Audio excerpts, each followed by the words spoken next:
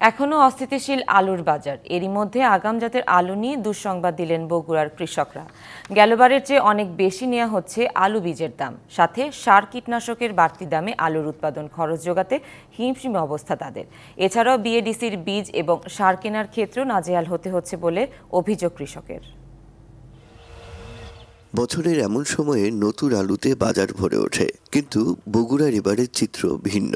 বৃষ্টির কারণে দিন 15 পিছিয়ে রোপণ করতে হয়েছে আলুর বীজ, তাই এবার দেরিতেই মিলবে নতুন আলু।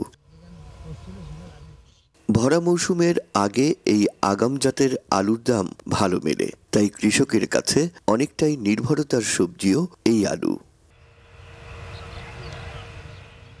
কিন্তু এবছর আগাম জাতের আলু চাষে শুরু থেকেই রীতিমতো দুশ্চিন্তায় কৃষক। বিএডিসি থেকেই আলু বীজ সংগ্রহ করতে গিয়ে আগের চেয়ে অনেক বেশি দামে কিনতে হয়েছে বলে অভিযোগ তাদের। এবার বীজ আলুর দাম আরো বেশি।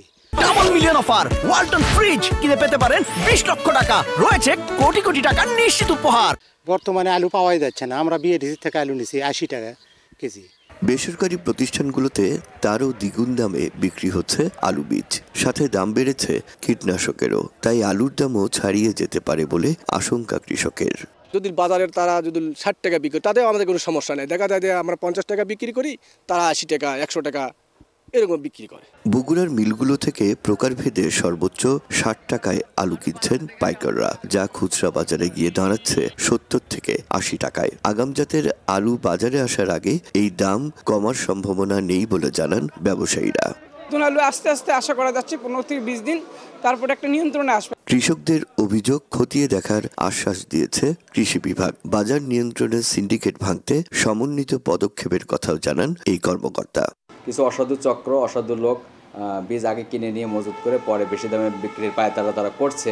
বাট আমরা সেটা কিন্তু বিভিন্ন জায়গায় অভিযান করছি, মোবাইল কোর্ট করছি এবং নিয়মিত মনিটরিং করছি, যাতে কোনোভাবে এটা তারা করতে না পারে। কৃষক যেন ফেয়ার প্রাইসে সে যেন তার বীজ আলুটা সংগ্রহ করতে পারে।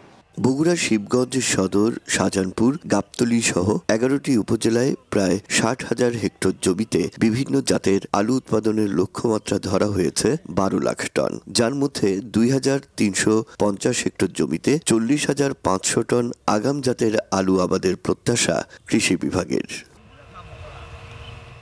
Rakib Jewel, DBC news, Bogura.